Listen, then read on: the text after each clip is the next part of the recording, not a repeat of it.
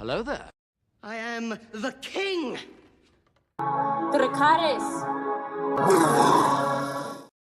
What's up, Headless Horde? Welcome back.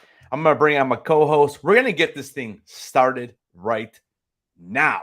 What's up, Milky? What's up? How you doing? Oh, man. I'll tell you what, dude. This episode, now this is what we need. The last two episodes have been completely fire for me. And this episode, I mean, I said last week that I thought that was the best Star Wars since Revenge of the Sith. This has been the best Star Wars since Revenge of the Sith. And I'll be honest with you, dude. Hayden crushed it. And I think I liked him better in this than I did in Revenge of the Sith, to be honest with you. Yeah, I was a bit iffy with the CGI at the end of episode 4, but 5 just wow. It was amazing. so much better. Like, I don't understand. Like, it looks so much better. I don't understand like why it was so weird in episode 4. You know. Yeah, it was really strange. But yeah, I thought the CGI was perfect.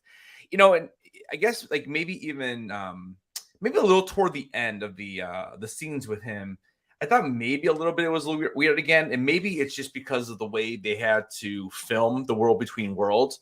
But like when you see him through all the little scenes from the Clone Wars, dude, I thought it looked fantastic. Like I mean, I kind of want to pull up side by side and see how close they nailed it. But yeah, I mean, his voice, his cadence was awesome. Like it was awesome. It was Revenge of the Sith. Yeah, you know? there's not many things on TV. You've all seen me react and watch to loads of things on TV. But there's not many things that can drop, and I release a video about it the day after. Like I did it, and you know it's crazy. I had some crazy thoughts for this one, and yeah, great episode. I can't wait to talk to you about it and break it down. And great seeing everybody in the chat. So we're definitely not going to be playing audio, but I'm still going to go through the episode, and we'll play little small clippets, and I have the captions on, so we can at least see what they're saying.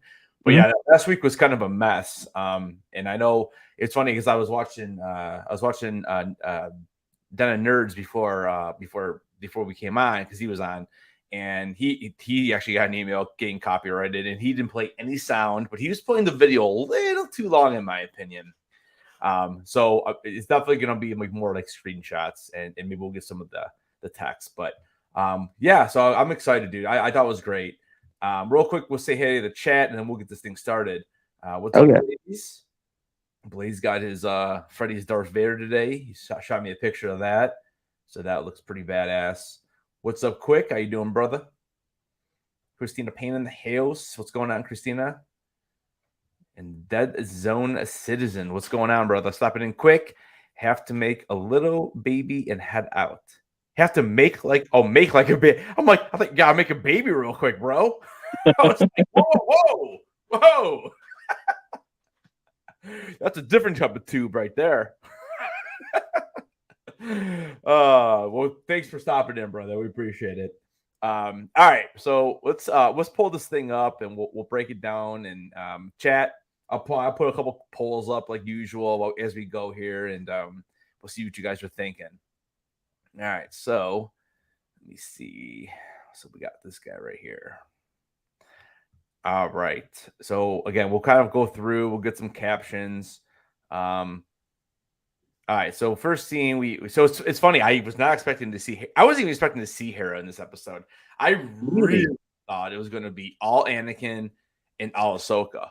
But after I've watched this thing 4 times, and the way that they did the episode, I thought it was very Star Wars like. They kept with the storyline. They still gave us everybody pretty much. We just didn't see the dark side. We didn't see Baylan and we didn't see Shin. But beside that, the storyline continued to move on, and like I said, we'll talk about it. But I was kind of shocked when we saw Hera because I really was not expecting it. I love Hera. I'm just gonna go out on a limb and say I want Hera to be my mommy. She's amazing. So she is coming to New York Comic-Con, and I've gone on record saying that I've gone on record several times saying that Hasbro and Funko totally dropped the ball with these pops and these Black Series figures, and they're not coming out to the end of October and basically through December. Total huge miss. Yeah, I mean, but I went ahead. I just bought another Hera pop from Rebels because I don't care. Because if she's gonna be there, I'm gonna get her autograph. Mm-hmm. You have to. Yeah, I mean, and then I'm doing the photo. I don't know if Lady Stoneheart is gonna want to jump in there with me. But I have to. Like, I have you, and now I have his wife is too. So yeah, I don't know, almost kind of like a stalker at this point, I guess.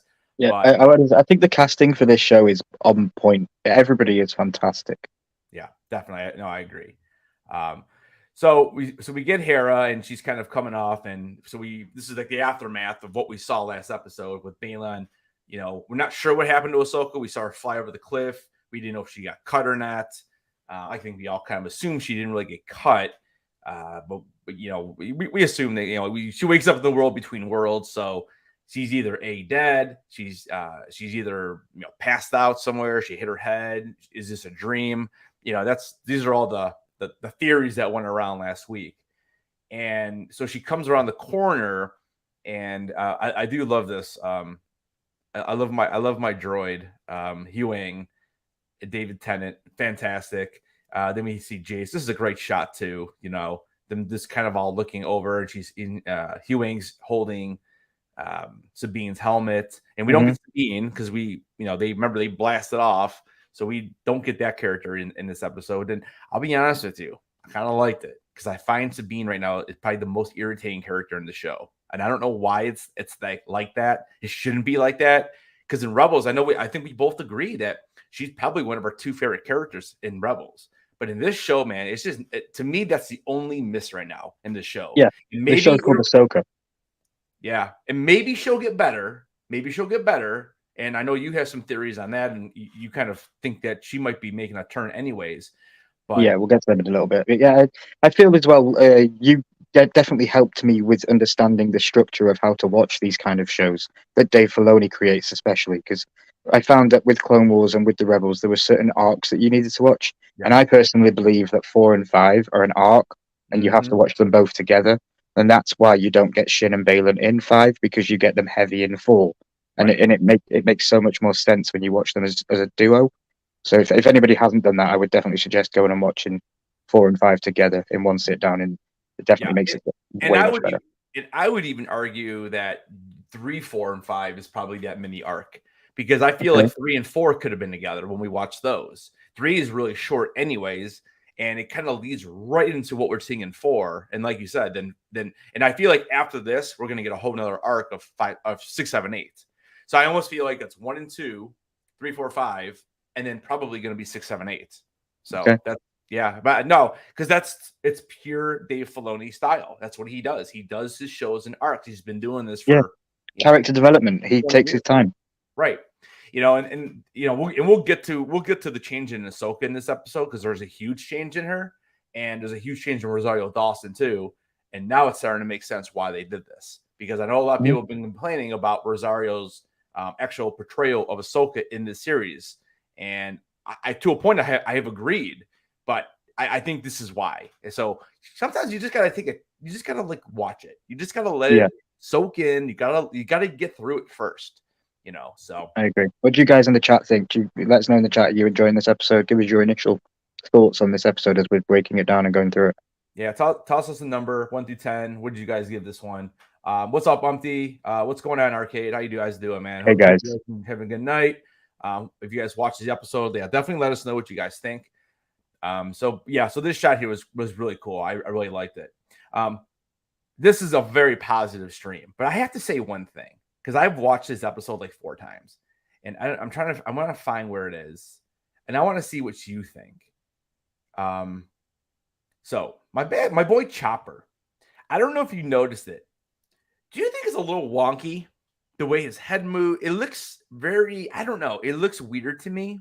He never uses his arms out of the only when he's in the ship, probably because it's CGI, and I kind of get that. But like when he moves his head, do you feel anything's a little off there, or are you okay with the way it's? No, I didn't get any inclinations like that from his head. I did laugh a little bit because he was moving down the ramp in one of the scenes, and I wanted them to hold shot to see what he did when he got to the edge of the ramp, because there was a clear gap. Yeah. And I just wanted to see how he got off it, and they cut to a different scene. And I was disappointed. I was like, I wanted to see him fall over or something. I'm gonna see if I can get away with just playing this very quick clip, because I think this is when he does this little watch Chopper's head. This is probably the only negative thing I say in the whole stream, but it was driving me nuts a little bit. So here we go. Watch Chopper's head. Just a little clunky, no? Oh yeah. And it's such a small little detail, but I'm so used to like Chopper in the cartoon, and I get it's a robot, so a droid. Mm-hmm. But I don't know. That was one little thing I noticed. Like I rewound like 5 times. I'm like, why is it like so like shaky? I don't know. It's kind of strange. But anyways, again, that's such a minor thing because Chopper is such a great character. Oh yeah, he's fantastic. Yeah, and I don't even know if we're gonna get his actual like arms out or anything like that. Again, but it usually seems to be like when he's actually in the yeah, he's not got many episodes left to get that kill count up, has he? Yeah, I know. Yeah, I don't think he has any kills yet. So quick gives it a 9.8. Nice. Gives it 10. Yeah, I'm right there with you guys. That's for sure. Yeah, I would say 9.8, and the only reason why I would take away 0.1. Well, here I would take away 0.1 because of Chopper's head, and I take away 0.1 because we got no Shin Baddie. Because I love myself from Shin. 9.9 for me because I didn't get Shin Hottie. Yeah, Shin Hottie. Yeah, that's right. So but 9. I'm going to take a 9.8. But we did get Hera's orange trousers, so we kind of scales and balances. Yeah, let's throw some peach emojis in the chat. Yeah. All right, so now we're back to the world between worlds. So they at this point, if they kind of figure that Ahsoka or Sabine, they're probably around, and they kind of think they're in the water area, so they're going to kind of go search. That's kind of what they happened there in that scene. And so now we're back in the world between worlds. So what I know we were talking off camera. What did you think that was happening right here? Like she's in the world between worlds, but how did she get there? So what is your theory? So I think realistically and in real life, she's floating in the water and she's basically drowning. Okay. But in her head and in her mystical being, because she has the essence of the daughter, I believe that she is in this world between worlds, and she's continuing this scene with Anakin. I feel like it's a dream state.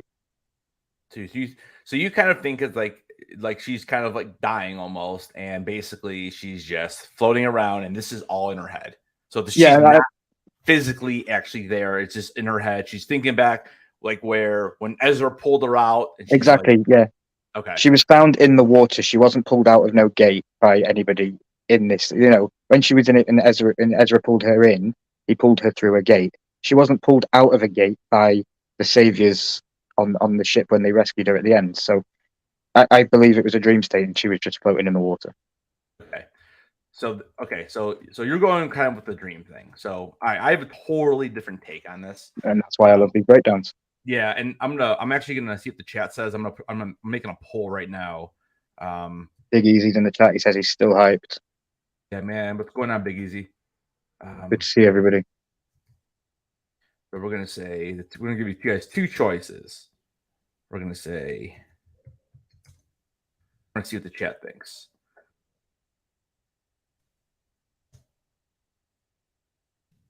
Now, when I say physically there, that means either someone pulled her in, or this is where kind of like her mind is right now.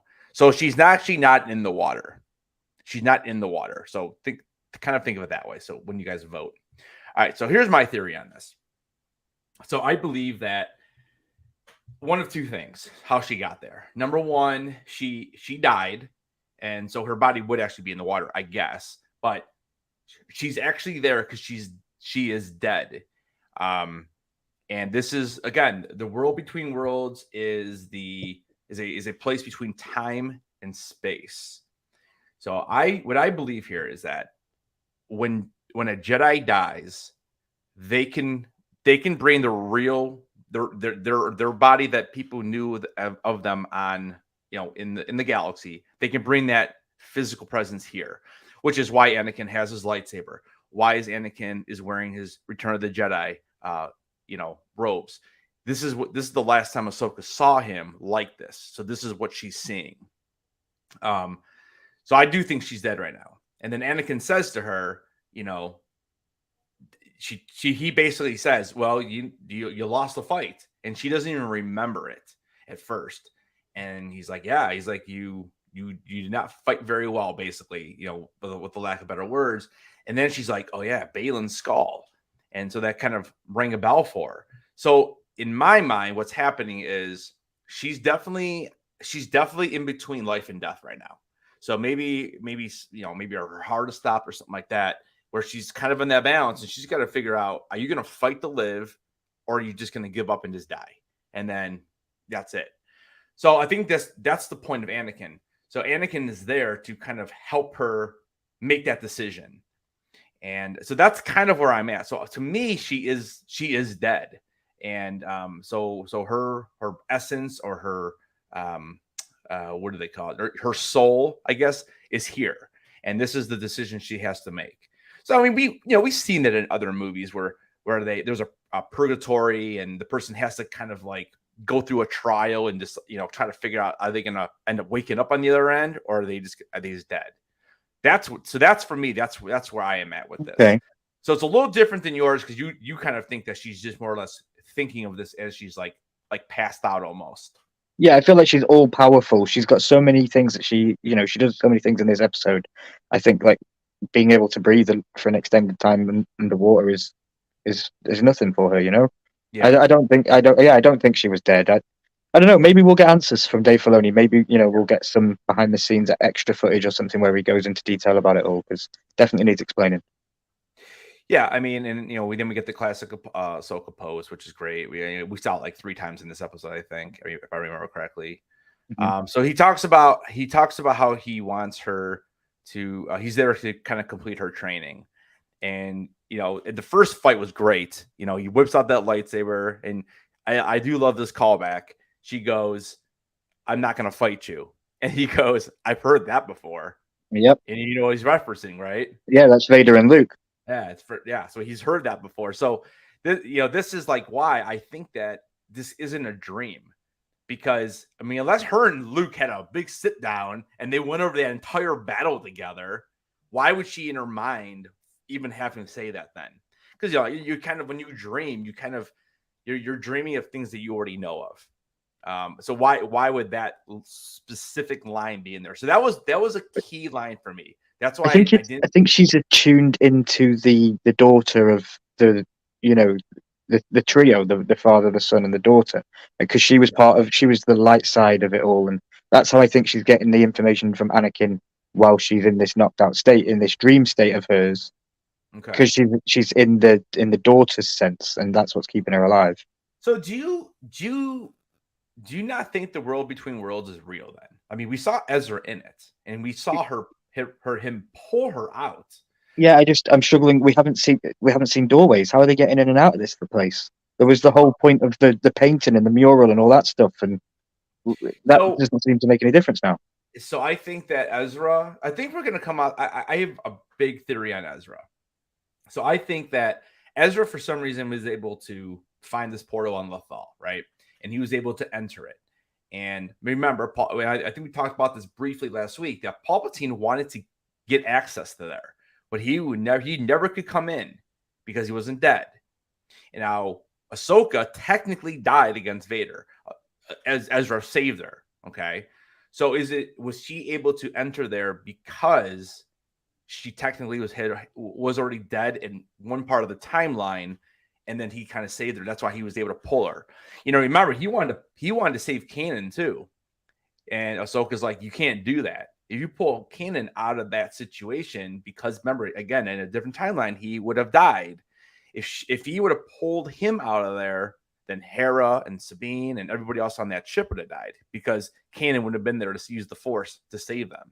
Okay, so are we separating where they are on this bridge to where she falls down and we get these scenes? Because is that also the world between worlds where she's experiencing? Yeah, so it was weird when I first saw him like cut that, and we can kind of head over to that scene. Yeah, just because if you're saying that the people that are dead can access it, like we see Rex in there, we see other people that we know not to be dead, and they're in it in the dream scenes.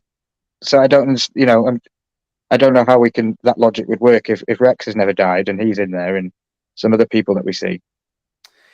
Yeah, so I think when you get down to the other, like, okay, so let's get down there. So this area, we're talking about this. Now we skipped a little bit, but we can go back. I must say, though, I thought we were going to Mustafar. I was like, come on. Yeah. So I think what's happening is that I think that Anakin is basically taking her through a portal and saying, okay, this is, because they basically are reliving what they've already done, but they're just themselves. They're their current selves. Like, Anakin's like, okay, let's go. Just like he does in the Clone Wars. Like, we see almost the exact scene in the Clone Wars, which is, it's so cool. Yeah, I said in my video today. It was really cool seeing Hayden Christian being the personality of the guy that voiced him in Clone Wars. It was very good. Because when you see the troopers come running, and then you see Anakin's lightsaber, ignite, and he comes running, and then she's like, well, what's happening? He's like, well, she's like, what about my training? He's like, this is your training. So that's, they're kind of reliving the exact same thing that they already relived, but now they're their current selves. Now we see Ahsoka is younger, but I think that's the older mental version of Ahsoka. That's not the young version of Ahsoka.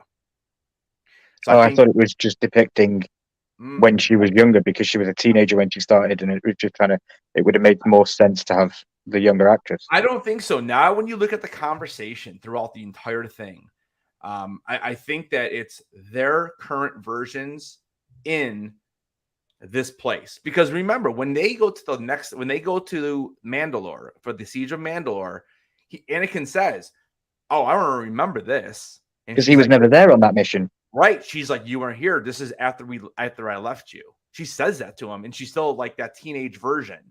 But that's what I'm saying. I think in her head, I think it's the old Rosario Dawson version of Ahsoka, not like the Clone Wars version. They're in their bodies from that period. Because you can tell Anakin's got shorter hair. I think they're in their bodies, but mentally it's the current versions that we saw up there fighting with the lightsabers. Yeah, and shout out to the young actress as well. She played the young Gamora. Yep. Yeah, I thought she did a fantastic. Yeah, I want an Ahsoka show. I want a young Ahsoka show. Yeah, and the other thing too is like I was a little like when they first, because I was just waiting for Ashley Eckstein's voice, and maybe it would have looked weird or something if they would have done that. And then is that too much fan service? Yeah, that's true. You know, it would have been really cool, but maybe they just the dubbing of the voice. You know, sometimes it doesn't look right, anyways. So I'm okay with it. It would have been cool, but Yeah, I'm sure there's people out there that can, make those edits, yeah, and you yeah. get Ashley Eckstein's voice in there. But Yep. yeah, I completely agree. Would have been good. All right, so we're gonna go back really quick before we continue down there, because I do want to mention this. So after Anakin and Ahsoka start kind of fighting and doing the training again, we go back to Hera and Jason, and Jason's there, and he is kind of like, they're kind of looking. Ahsoka's like, well, you got, or not Ahsoka. Hera's like, oh, Carson, you gotta keep, spread out, keep looking. They're basically still looking for her body at this point.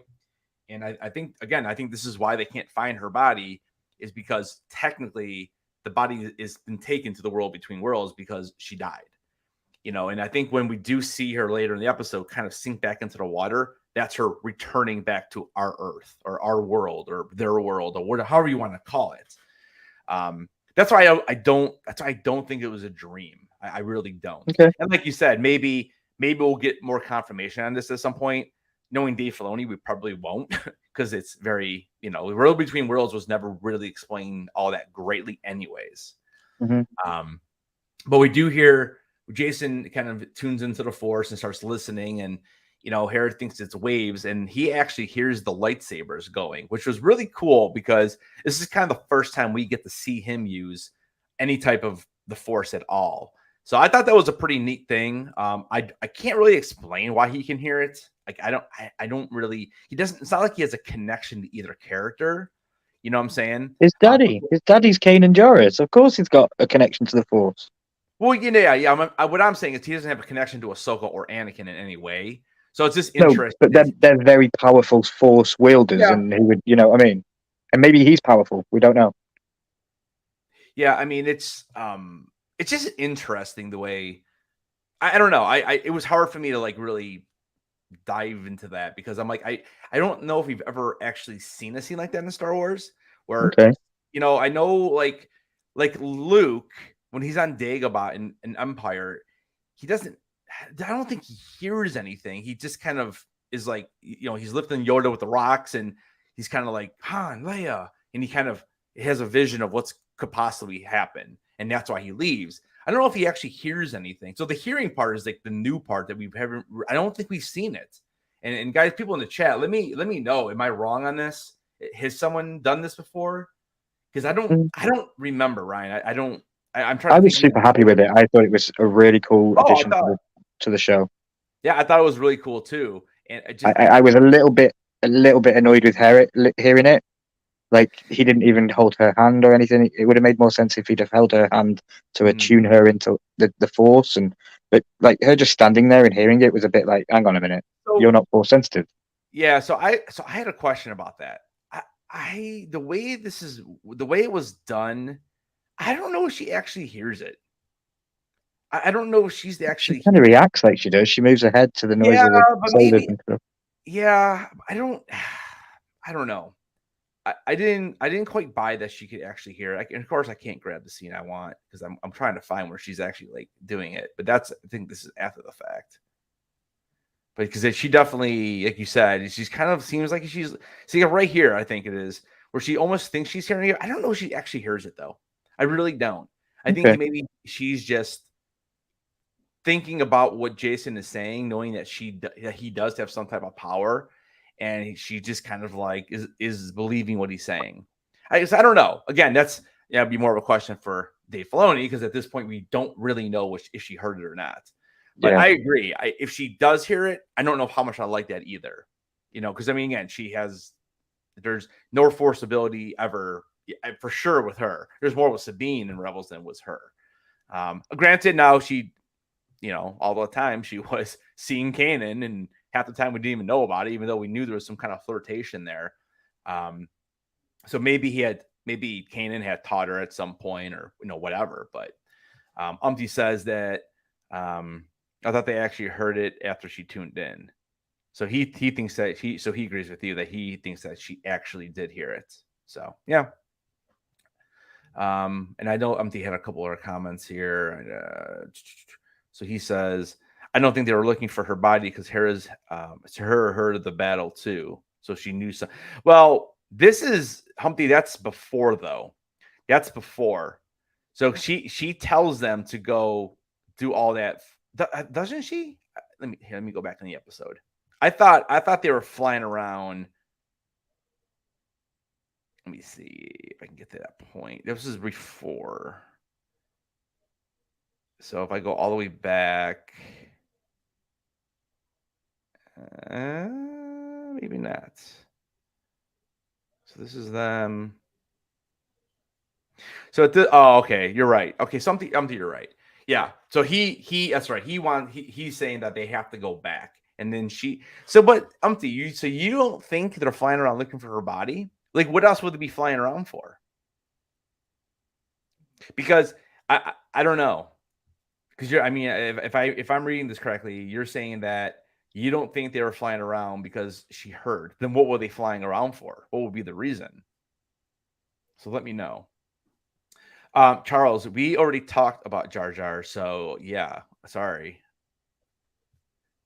And we all agreed that Jar Jar is a bad word and we should never say it on a stream again. So yeah, I don't know, Umpty. I mean, let me know what you think. Because yeah, you're right. Because this is the point that she would do that. Yeah, I thought she heard it in the episode, but I disagreed with her hearing it. Yeah. So yeah, after she hears it, this is when she's like, "Yeah, we're not going back to the main ship. We're gonna fly and go find her."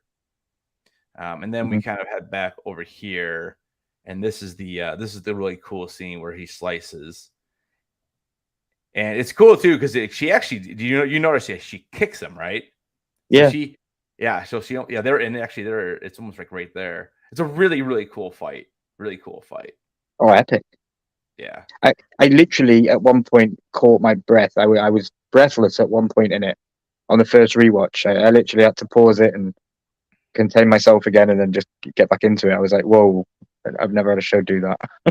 Yeah.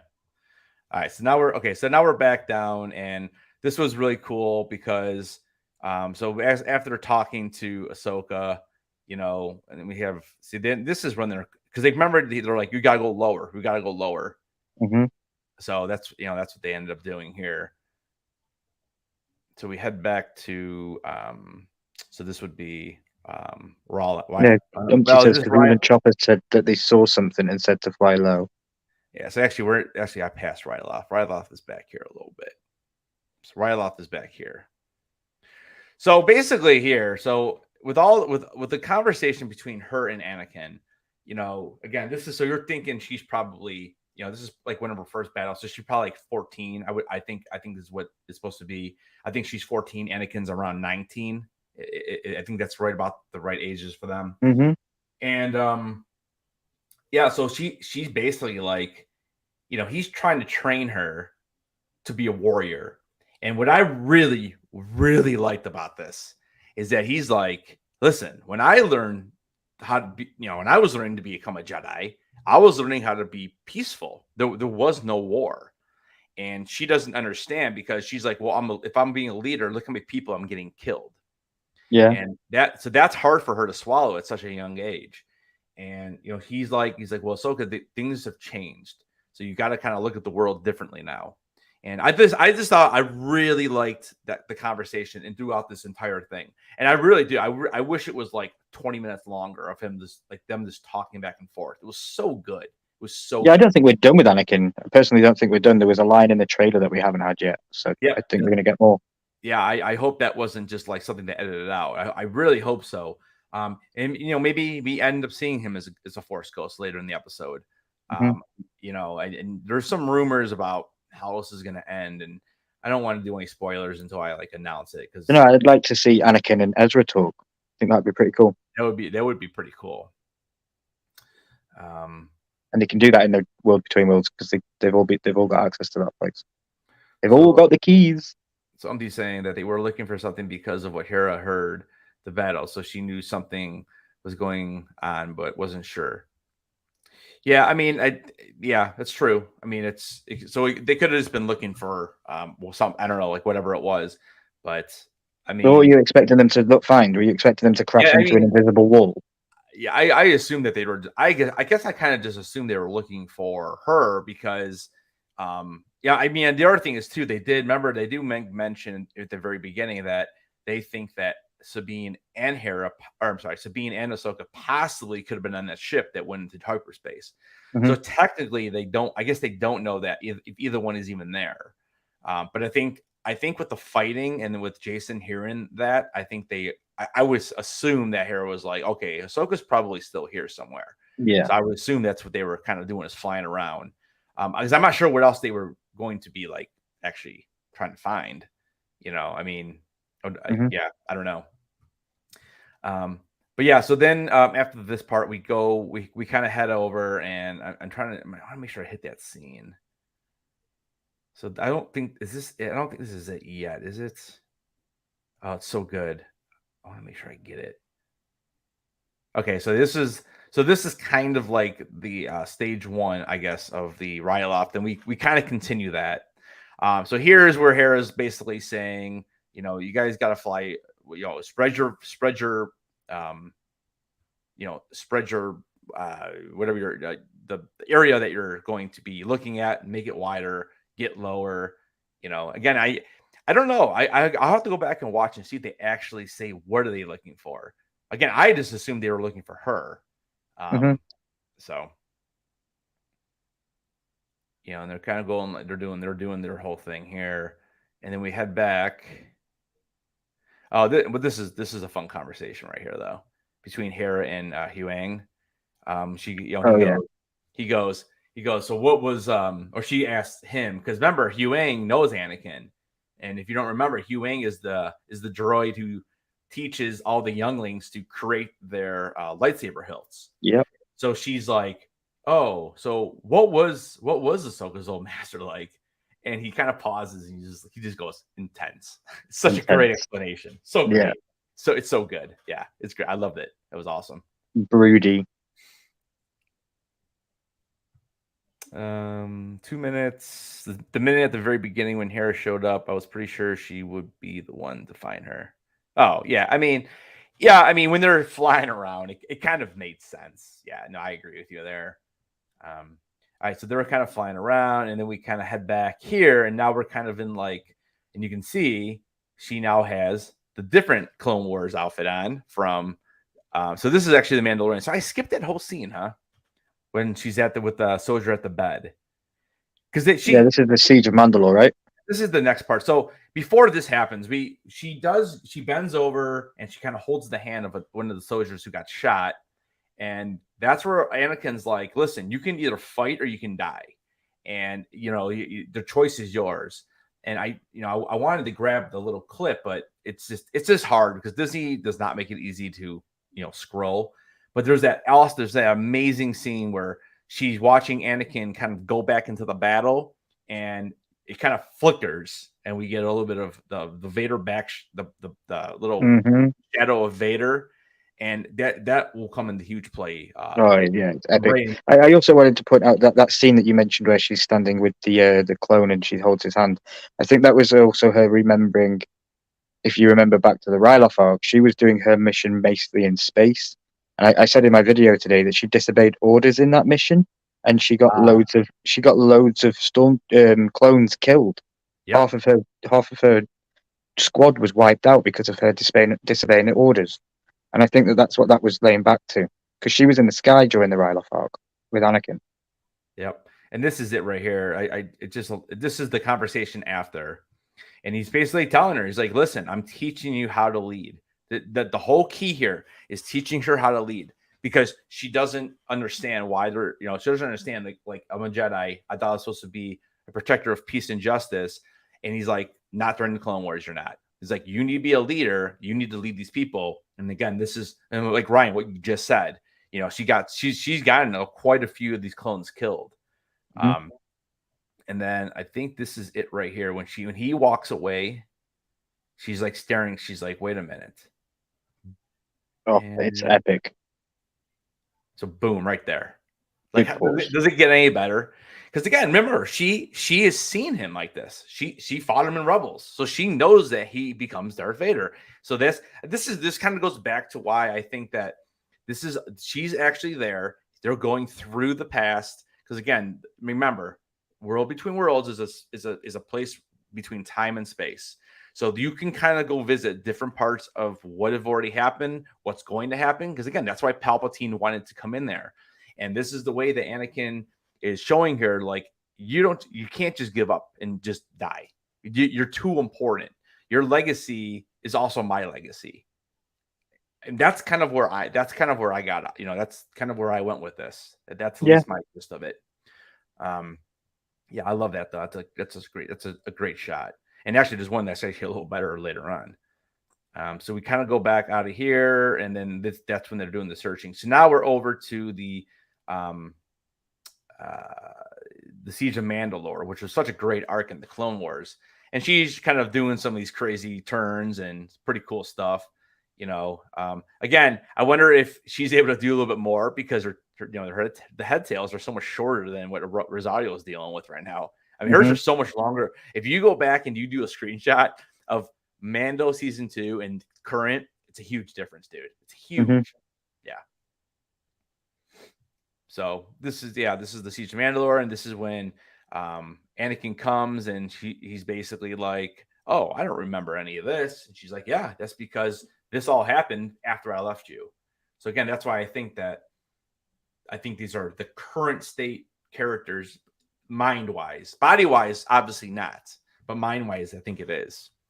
And it's so good.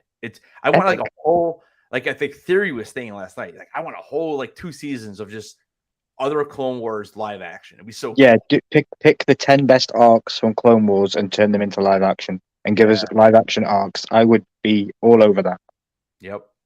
And then of course we get so here's Anakin coming up, and they're gonna talk about that, and I'll see if I can get there you go. So there's the words. We had parted ways by now. Classic Ahsoka stance again, like usual. It's so cool. And then he's kind of like, what did he say there? Is that what this is about? I think he's talking about the war. And let me get back there. Because they basically are talking about how so Anakin goes like, so he makes a comment saying, well, you're more like me than you think. And then she kind of turns it on him saying, I'm nothing like you. And then, without saying you're Darth Vader, she basically says it. And he's like, oh, we're still doing that. It's kind of funny. I love that conversation. Yeah. And, it's really cool because she's just like, listen, don't say that I'm like you. I'm nothing like you. You became Darth Vader. Look how many people you killed.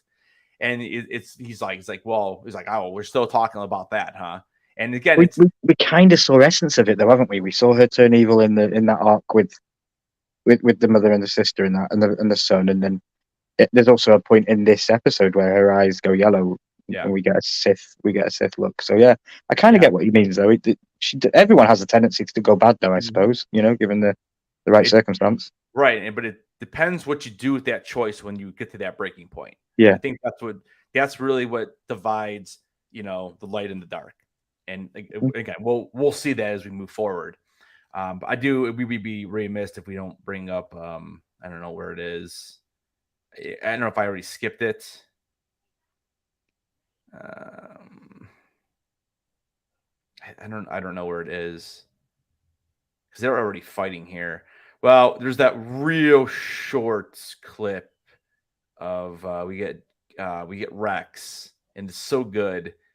It just I don't know where it is. I can't remember where exactly they play that in. I thought it was this part. Maybe if Headless can't catch it, you can catch it on my video after the live because it's in there. Do you have it on there? Okay. Yeah, so we see Captain Rex. It is Tamora Morrison. That was confirmed because his name is. He was credited. Yep, he was credited for it. So yeah, it's definitely Tamora.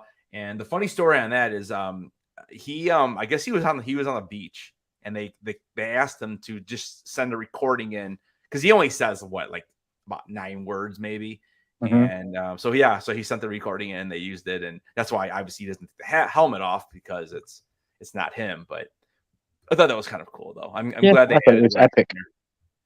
Yeah, that was pretty cool to see him, and he definitely got the voice. So basically, he goes, well, then I guess we're gonna fight. And well, first he goes, okay, well, he's like, if you haven't learned anything, then you need to go back to the beginning. So I think he was literally about to take her back to the first scene that they went to because she didn't learn what he wanted her to learn. And she basically said that, well, I'm not going to turn bad and I'm not going to be like you. And she just wasn't getting the grasp of how to be the leader and understanding what her destiny is. So then he's basically like, okay, well, I'm going to take out my red lightsaber, which is so cool, and I don't think it's like Vader's lightsaber. I think it's still the regular lightsaber. You have to blow it up and actually really look at it. I don't know how important that is. I just think it's symbolism. I think it's fan service, and it's more symbolism of he's in a Vader state now more than it's actually Vader's lightsaber. Yeah, because if you really pay attention to the scene, you can definitely see his eyes definitely change. And I don't know. I mean, the strikes are just great. It's just, I love the strikes. It reminds me of OG Star Wars.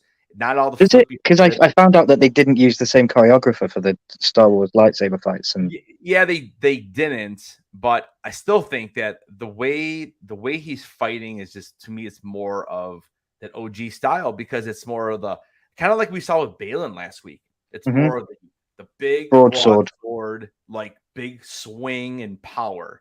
Yeah, and I love it. Like the flippy flips are, to me, it gets annoying. Like I think back to Phantom Menace, with Darth Maul and Obi-Wan and Qui-Gon, and they're flipping around and doing this and whatever, and it just gets a little bit out of control, I think. And obviously in the cartoons, it's really out of control because you can do way more. I think these scenes definitely pulled it off. He definitely felt Vader-ish. Oh yeah, like this. I love the big swings, and it's just like then he kind of pauses here. He's like, "Yeah, what's up?" I love it. His whole face and demeanor changes and everything. Right. I mean, look at this right here. This might have to be the new background. I might have to screen capture this thing real quick, or find it online, because I love this right here. So good, and I mean, it kills me that I can't play it because it's just that good. Then we get a sweet transition where he kicks her, and boom, she comes right back into the world between worlds. And as Rosario Dawson as well. Yep, and then she's back as Rosario, and then we get this. Oh, did I skip it? I see, it's so hard. Oh man, I gotta get it. Come on. Oh, I missed it. I missed it twice. I gotta freeze it. Come on. Oh my gosh, I'm skipping all over the place now. Oh man. Blowing it, Ryan. All right, oh man, let's try it one more time. It's right before that. It's like right here. Pause. Nope. Pause. Come on. Oh, I missed it again. It is so quick. It's hard to hit it. But anyways, You guys get the idea. So he comes walking right through that like little fog or whatever you want to call it. So I think at this point, I don't know what I'm thinking here. Like I was thinking, okay, so is he really trying to hurt her? Or is it basically like, listen, this is the dark side now, and you did not understand the lesson of how to be the leader, knowing that you have a destiny, knowing that there is light and dark in everybody. And what did you think here? Like, I thought it was a dream, because there's no way Ahsoka can beat Anakin. I'm sorry, but it's impossible. So for her to do it twice in one episode, basically, was like, hang on a minute, this is not real life. This is a dream. That's why I'm so adamant about it being a dream, and it just doesn't make any sense. But I love it. Do you think that? Because I guess part of me was thinking, okay, so you're right. She kicks him. I don't know if that's considered a win. I mean, he still's got his lightsaber. She lands a strike with a foot. Okay, fine. Yeah, but then the second one, she disarms him. Right, so that's what we're about to see. But do you think it's because Anakin allows it because he wants her to make that decision? Because if you look at let's go to the next part. So after they do a couple fights, They're swinging the swords around, and then she ends up disarming him. And again, this is going to be so hard to screen, to grab on here. And there it is. That's not bad. So if you really look at that, you can see her eyes are yellow. I don't think it's the glow from the lightsaber. I think it's no. I've paused it, and I've actually got a video clip on my phone. Her eyes actually turn yellow. Yep. So I think at this point, she's like, Sith Ahsoka, what path are you about to take? So I think that Anakin allowed her to do this to see where she was going to go with it. And obviously she makes the right choice. She throws away the lightsaber, and basically Anakin disappears, and she chooses to live. And that's kind of where the second part of the episode actually begins. Because I felt like this was like part one, and then we kind of get a whole other part of the episode. So yeah, I think that was the lesson. The lesson was, are you going to step up and become a leader? Are you going to embrace either the light or the dark fully? And I think this is why then later in the episode, we see her in all the white robes, because now she is enlightened. And I think she's back to being a Jedi. Because remember, she walked away from the Order. Her big stance was, I am not a Jedi. I am not a Jedi. And now I think she's back to becoming a Jedi. And I think that was the whole point of this, was Anakin to get her back to believing that she is a Jedi. And now, and then, like I said, we see a total turn in Rosario Dawson, because now she's more like Ahsoka than ever. She's not that sourpuss. She's not that, I don't want to say negative. She's not negative, but she's just like not, I don't know. Depressive. Yeah. She just isn't. Down. Yep. So for me, I think that's the whole point of the lesson, is to get her to come back to the light and, embrace her destiny, because, in the conversation again is so good. And I'm assuming if you're in the chat, you probably have watched this already, so you kind of know what we're talking about. But if you haven't watched the episode, I don't know. This is by far the best Star Wars we've gotten in such a long time. The best Star Wars Disney has ever released, and I said that last week, and I'm going to say it again next week. Yeah. Yep. And so then we kind of see her kind of floating back down into the water. And so, like I said, I that's why I thought that she was kind of taken away from that area into the world between worlds, either by Anakin grabbed her, or because she did die, and that's where Jedi go when they die. And then there's a choice maybe to be made. Maybe every Jedi that has the choice, who knows? Obi-Wan sacrificed himself. Now he got his head cut off, so that's a little different. We saw Ahsoka fall and hit her head. I don't know. There's no lore on all that stuff. Yeah. All we could really do is speculate and give out what we think happened. And again, this is why I love doing lives with you, because we very rarely are we on the whole same opinion. I mean, we agree a lot, but there's definitely different ththings that we, the way we see it and way. Yeah. We both watch different things, and we both have different aspects of it. And you've watched it 4 times. I've watched it 3 times, and you've said things tonight that I didn't pick up on, and same again. There's a theory in my video, as I've already mentioned, that I'm not going to mention on the live tonight, because that's a good one over there. But I have a theory for the dream states and stuff with the clones and stuff. So yeah. So it looks like we have 10 votes in the poll, nice. And it's literally split 50-50. So there you go. It's literally split. So 5 and 5. So nice. There you go. So 5 people that agree with me are right. 5 people that agree with you are wrong. So it is what it is. Well, they're on the Headless Talk channel, so I can't agree with that. I can't disagree with that.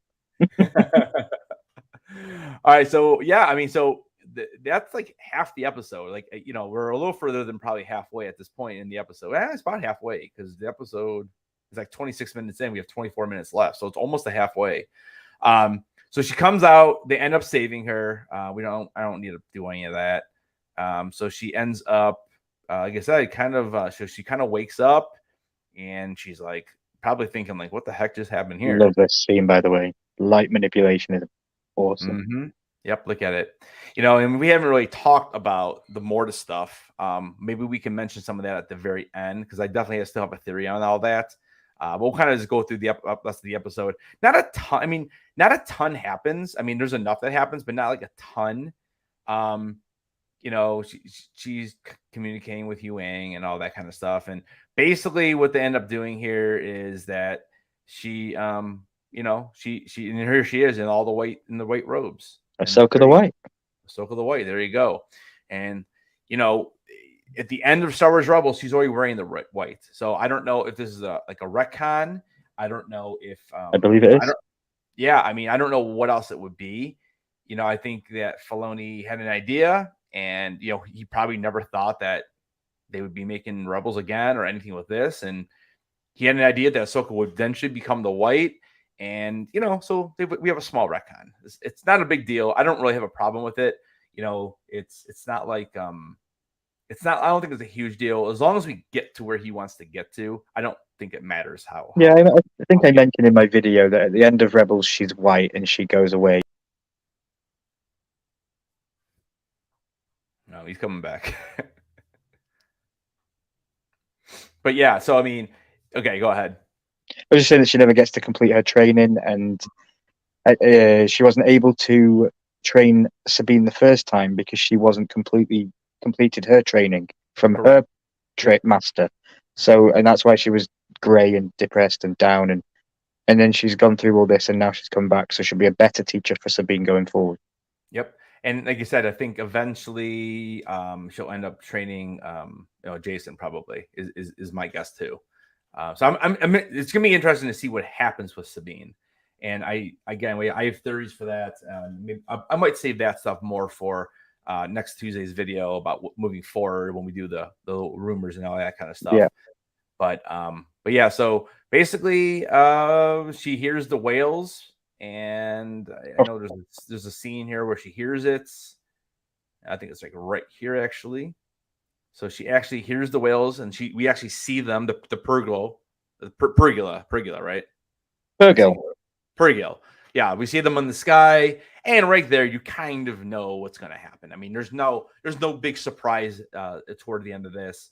They basically are going to use them, and we see that Hera and Jason do not go with them, and basically just why is that? I don't know. I mean, there was room in that whale for two. Yeah, so there's the shot right there. I'm thinking that probably because at the end of the episode they do play it off like where she's kind of in a little bit of trouble, Hera, because remember she went here to this planet to unauthorized. She did it completely completely unauthorized. She took the pilots with them, and I think that's part of what that story will be moving forward, is that now she's going to have to go explain exactly what happened. And we kind of get a little snippet of that in this episode at the end with Carson. Did you hear the Leia name drop as well? We got Senator Organa. That was when that's when Carson comes in. Yeah, that's right. We forgot to mention that. At the very beginning of the episode, Carson comes down and they're like, because they made it sound like Leia. Remember, because Leia is still a senator at this point. I think they call her a senator. Senator Organa, yeah. Yeah. So I think she is kind of on board with what Hera's doing because she understands all this weird stuff in the galaxy, where like Mon Mothma and all those guys, they're more structured. And number crunchers. Yeah, you've got to do it the way we're doing it. Kind of like the government, I guess. Imperialism. Yeah, exactly. So it's a little bit different. So yeah, that was a pretty cool name drop though. That was fun. Yeah, back to the Purgle. Purgle are fantastic. Kind of gave myself a pat on the back. I know I kind of said that Elsbeth was going to use the Purgle with the ring and try and get through that way, but the fact that they even used the Purgle to get to where Ezra was, I was like, well done, Ryan. You kind of called that. Yep. Yeah. I mean, you kind of figured. I mean, they hinted at this in Mando season 3, and we saw them early on, and so we kind of figured. Yeah, and they paid off big time this episode. I was in awe. I was like, oh my god, these are amazing. Yep. So there, and there's Mon Mothma, and she's talking to Hera about would you have? She's like, well, do you have Morgan? She's like, no. She's like, do you know where Thrawn is? No. And she's like, what in the world did you go and do all this for? And she doesn't even want to explain it because it's so unrealistic of probably what she would understand. Yeah. I think it's kind of funny because the way I looked at that is, it's like a viewer watching the show that didn't watch Rebels or Clone Wars, and they're kind of watching all live streams. Like, what the hell just happened? So I almost feel like they kind of did that on purpose to a point with her. That's this, because we know so much about what happened in Clone Wars and Rebels, and I just think it's funny that like to me it was like she's a viewer that maybe doesn't know about all that other stuff, and it's kind of the same thing as a viewer watching the show, not watching any of that. Yeah, so I want one of these devices as well. I want to turn up to a live stream like this as a hologram. That's right, a hologram. Dude, that's like we're only like 2 to 5 years away from that. Hopefully. Yeah. So we get Ahsoka the White again here, and they're kind of like, okay, we're going to take off. We're going to go up to these whales. And I mean, not to draw this out, because really at this point, she's basically going to make a connection with the whales, which again, another really cool scene here. So she's kind of making a connection. And I think Hera or Huyang says something about like, oh, that's like that's like the big one. That's the one you want to get to. So that's the biggest one in the sky, basically. And they end up going into its mouth. And like you said, Tales of the Jedi shout back straight from first episode, where she touches the thing as a baby. She talks to the animal as a baby in Tales of the Jedi, and then she does it here. Yep, exactly right. And I wanted to see if I can get that shot of them going. That's character development at its best. I don't know how long ago that was, but Dave Filoni put this scene in our brains when she was a child. Yeah, so he could pay it off. Oh, dude, some of these I'm saving for my PC. I want Purgles on my PC desktop. Yep. So they're talking about, and I know they're talking about them and stuff, the Purgles and stuff. And I know there's a really, really cool shot. Okay, so it's before this.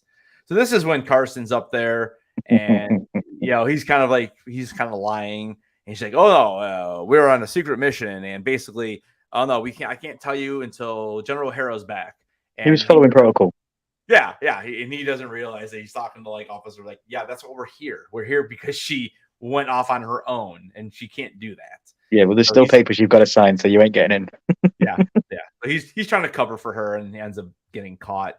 And when she kind of like threatens to take away his title or rank or whatever it was.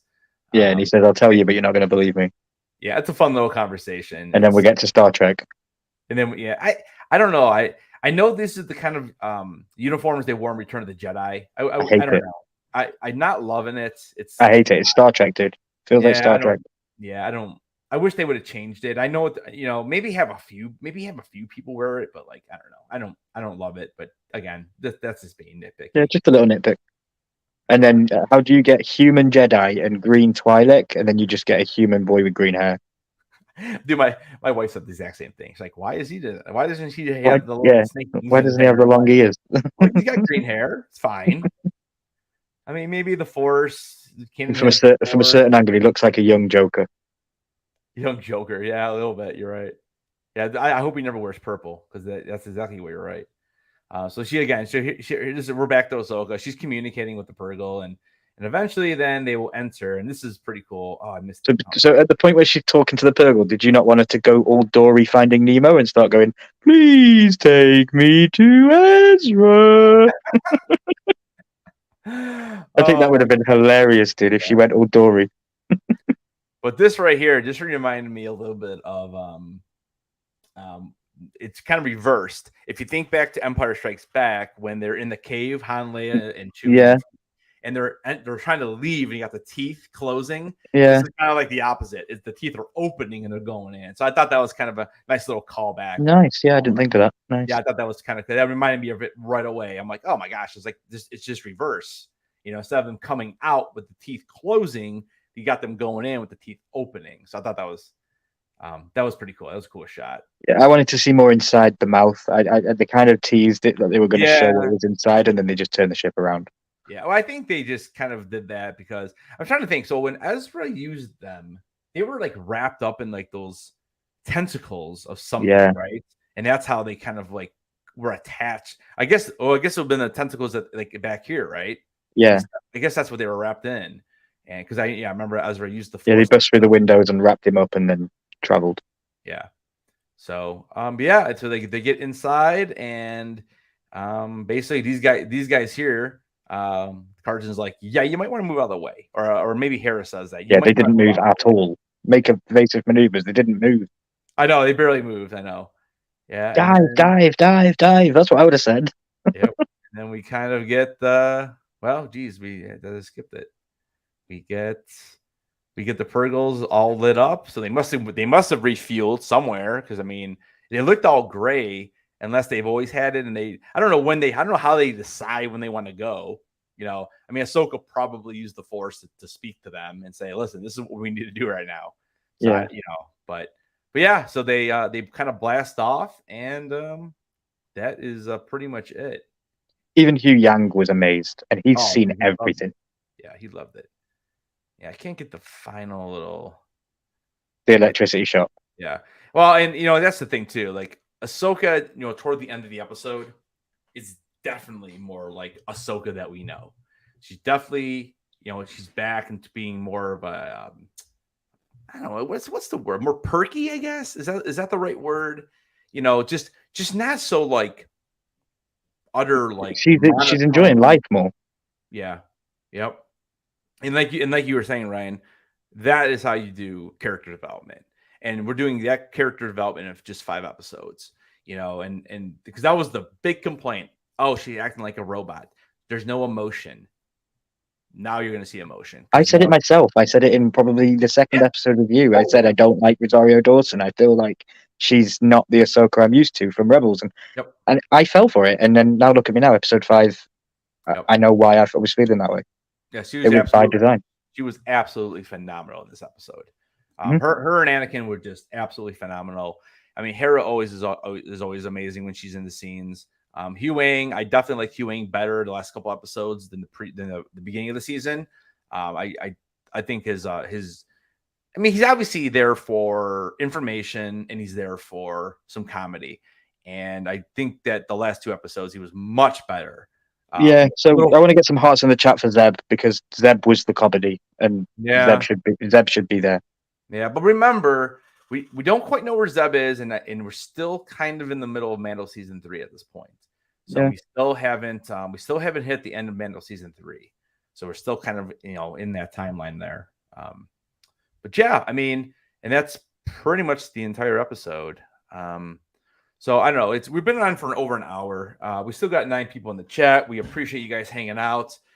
Yeah, thank you. Again, if you have any questions or you have some comments, please leave them in the chat, and I'll try to get to them the best I can.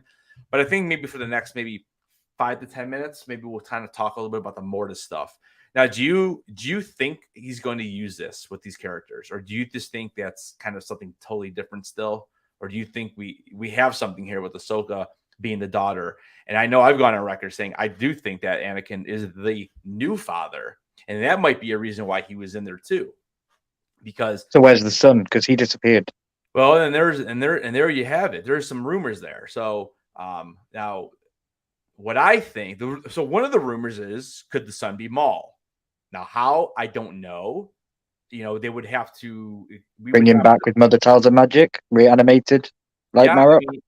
Something. I mean, I don't know, but that's one of the rumors. But what I think maybe the son is going to end up being the new daughter. Maybe it's going to be Sabine.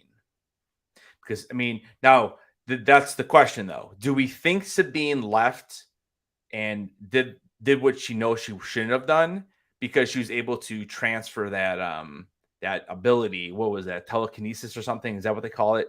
I don't know. Something like that. It's some kind of I think it's telekinesis. And do you think that's why? So did she do that on purpose because she knew that she knew Ahsoka could actually kind of use the Force to read that? Or do we think that Sabine is actually turning? Like, that's the thing. Like, it depends which way you think it's going to go. I think Sabine's turning. Okay, so maybe then she could technically have the essence of the father in her, but not how, I don't know, because she never met them. Jason. Maybe Jason will be the son. That's a good shout, isn't it? That would be a heck of a twist. So I have a theory, and I'll jump into it real quick. Unfortunately, we lost Ray Stevenson in the real world, so he won't be able to continue playing Baylan. Unfortunately, fantastic actor, fantastic guy. So I genuinely feel like he's going to have to probably perish this season. I think Ahsoka is going to do that now. She was beat the first time, and she was great. She's going to beat him now. Gandalf came back and saved the day when he was white, and it's the same kind of story. Yeah. And I personally believe because of that, don't know. I think Sabine might get upset about it. Maybe she sees that she's killing somebody. It's not the Jedi way. It's not the way she was trained to be. And I think she goes away with Shin. I think she goes bad and goes with Shin. And we have like a master and apprentice Sith kind of female duo, which is different for Star Wars because we've only ever had male and male Sith. So it'd be cool to get female ones. Huh, that's interesting. And you know what Disney's like for wokeness? I'm sorry, but you know what they're like. And it would be epic. I'm sorry. So but it would. Okay, I gotcha. Because the other thing I was thinking was maybe something has happened with Ezra. And I don't want it to happen. I don't like I said this like on the very first live. We've already had the plot line where Ezra was trying to be turned by Maul, and he fought it off, saved everybody. It would be terrible. Now that doesn't mean that he and Grand Admiral Thrawn are teamed up somehow to survive. I talked about last night when we did the when I did the pre-show. I was talking about a little bit about Thrawn and about the enemies that he had before he actually even got into our galaxy. So maybe it doesn't go without saying that they could have possibly teamed up just to survive. Yeah. And they could. From what the timeline says, they've been gone for like 15 years, at least 15 years, probably more like 16 or 17. But so it's a long time. I mean, that's a long time to hang out with somebody. I mean, how old do you think Ezra was at the end of Rebels? Like 15, 16, maybe a bit older. Yeah, 18 tops. Yeah, 18 max. So half of his life now, he's been hanging out with Thrawn. If that's the way they go with it. So it's really interesting. But I don't think any of that's right. I think time doesn't pass the same way in this new galaxy. That's true. That's true. Maybe that's how they explain Ezra's still a kid in there, because we've seen the hologram of him in, like, I think it was episode 1. Sabine was talking to him on that machine, and he didn't look 40 years old then. Yeah, so he'd be what, like 35-ish? So, yeah, he didn't look that old. He looked like a teenager. He looked like a 21, 22. I'd be curious now to see how old that actor is. So maybe time doesn't pass in that age. I don't know. Maybe we'll see. It's good. It's definitely exciting. Yeah, let me. So what do you think is going to happen with Sabine then? Because you've heard my theory. You think I think she's going bad. So with Sabine, I just think that we are going to get. I think she knew that Ahsoka could do this. I think that's what we're going to find out. I think it was maybe part of a training sequence. Maybe we're going to even get a little flashback of Sabine talking to her about something like this, and then Sabine remembered it and used it. So that's what I'm thinking. I don't think they're going to turn Sabine bad. I really don't. I actually think that maybe if Baylan gets killed, I think that maybe Shin comes to our side. Because if that is her father, but again, we don't know any of that yet. Nothing of that's been explored, but I know we are talking about that. But I kind of think that there's a scenario where Jason could flip-flop. I don't know why though. Like, I'm just trying to think of a reason. Anakin flip-flop because, he obviously had Palpatine in his ear. He lost his mother. He was enraged when she died. Then when he thought he was going to lose Padme. So much happened to Anakin at such a young age. Again, you got to remember, he was only like 20 at the end of Revenge of the Sith, 2021, somewhere in that range. So all of this stuff happened when he was a teenager. And, sometimes you forget, like, when you're a teenager, dude, you're not all that smart of a person. You might be book smart, but you're not world smart. And that's a lot for him to take on. That's why in Attack of the Clones, when all that stuff happens with his mother, he just goes crazy, but it is funny though, at the end of that movie, he's still kind of calm and collected a little bit, ends up marrying Padme and all that. And, during the fight and Geonosis, when they're fighting those huge, like, bugs or whatever you want to call them, he definitely does not seem to be an angry person like he does earlier in the movie. It's definitely a different type of Anakin. So you can kind of see how they flip-flop back and forth, and it really takes that Padme thing, with that dream that he has, that he thinks that she's going to die, to really, and that's when Palpatine ends up grabbing a hold of him, and basically says, yeah, I can save her. I can show you how to save her. Yeah. So, I don't know. It's interesting because I could definitely see Jason flipping. I could see Shin flipping because it'd be a pretty cool dynamic to do something like that. which they probably should have done with Rey and Kylo. They probably should have had them flip-flop at some point. But my problem with that flip-flop, and not to even talk about the sequels right now, but my problem with that flip-flop is that Kylo still killed his father. So why is there a redemption for him anyways? Yeah. It just didn't fit. That's because they didn't. Yeah. And I'm also looking at it in a sense of season 2 and looking into the future. Like, I think Elsbeth will die this season. She was the main bad guy. I think Elsbeth will die. And so will Balin. So that's where I'm trying to think of how do they go into season 2 with an established bad guy? Shin and I think he would work for me. If they have a season 2, I think they do. We've got a development with Jason. I don't want to just see him as a little green-haired kid. I want to see him now as a new Jedi.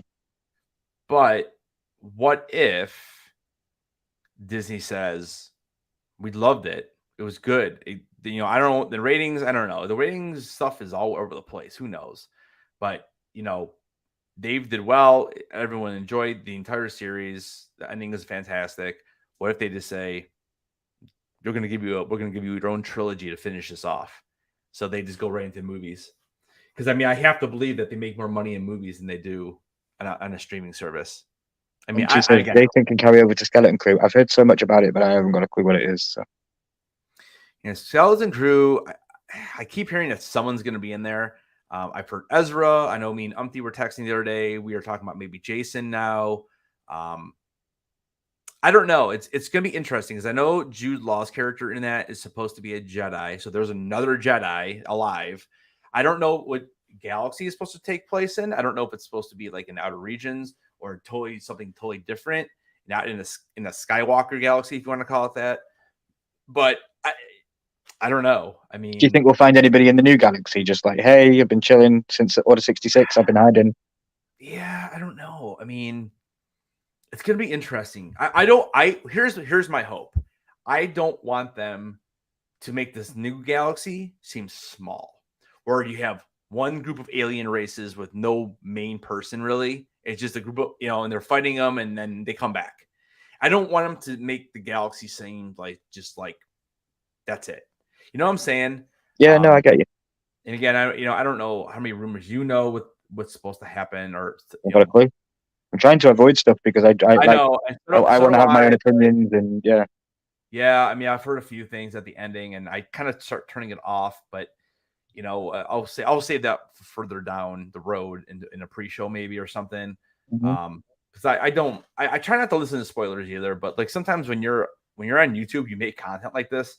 Sometimes you got to hear a little bit just to kind of get the conversation going a little bit. I agree and I don't agree. Like, I could go back to saying it again. I dropped the video today, which I have never done. I know I watched an episode and I dropped the video the day after, and that's because I didn't watch anyone's YouTube opinions. I just wrote down my own, and I thought I'm going to get my own stuff out, and then I'll go watch. And listening to you today, I found more stuff. So I don't know what's out there. It'd be great to find out what's out there. Yeah, theory wise. Yeah, I would say I don't know. Like I really try. Like I know for House of the Dragon, if I even see a video pop up, I don't even click it. Yeah, I've stopped too. I don't want to know anything. I already know what happens in that story. Yeah, I know. That's the thing. And it's like, yeah, they're gonna change some stuff around, but like I don't want to know anything. Even. So what do you rate this week's episode? For me, it's a 10 out of 9.9. 9.9, 10. Yeah, easy. It's better than last week's episode, but I liked last week's episode a lot. I thought it was really well done. I really enjoyed it. But this, bringing Hayden back, and he just nailed it, dude. Like I said, I think he was better in this as Anakin than he was in Revenge of the Sith, and I really like Revenge of the Sith. Yeah, Dave Filoni is amazing. I think this episode is going to be in that top shelf of like the end of season 2 Rebels and certain episodes in Clone Wars that are just fantastic, and I think this is going to sit up there with the ones that people will just rewatch over and over again. Yeah. Like I said, it's I'm already excited for next week. I just want it to be Tuesday. Like I want to see what's going to happen. I think it's going to be awesome again. So, but I don't know if anybody else in the chat has a question or anything or comment, throw it in there now. We're going to kind of close this thing out. So I will so you dropped the video today on your reaction. I'm gonna be dropping a video this weekend again, talking a little bit about some theories I have that I didn't cover here, and we'll be back next. Well, you're always more than welcome to join me, Ryan. I know you said you were out last Tuesday or yesterday. You're out doing some stuff for videos, but next Tuesday I'll be back at 7:30. We'll do like a pre-show, and then Wednesday 9 p.m. next week I'll be back, and obviously be dropping videos throughout the week. So yeah, I'll be interested to know your thoughts, obviously, because I don't want to share them on the live. I want you to go and watch it on the video. But, I mentioned I have got like a little thing that I pull some footage in from. So all I'm going to say is Tupson fives are included in my footage. So I'll be very interested to know what you think after you watch it. Yeah, when we get out here, I'm gonna watch it. Yeah, no pressure. It's on YouTube. It'll be there forever. Yep. But all right, cool. I don't see any comments from the chat. Again, guys, we appreciate you guys hanging out. Don't forget, check out the channel membership, $2.99 a month. We have a Patreon meetup actually next Thursday. It's gonna be next Thursday now, because since I'm going live on Wednesday, we're gonna do a hangout on Thursday. Gonna with after Big Brother, so it'll be 9 p.m. and we're just gonna kind of hang out. I know we were talking about maybe doing some Jackbox TV or something. I'm probably gonna do a Patreon giveaway that day, and when I do hit 1,000 subs, and I'm 20, I think it's 26 away maybe. Nice.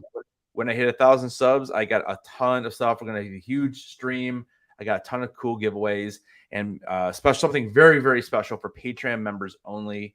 So you can check that over on patreon.com/Headless Ned Stark. So, all right, we are out of here. Again, we appreciate you guys hanging out. For Ryan, I am Headless. Keep those heads on, stay milky, and we will see you guys in the next video. Bye-bye.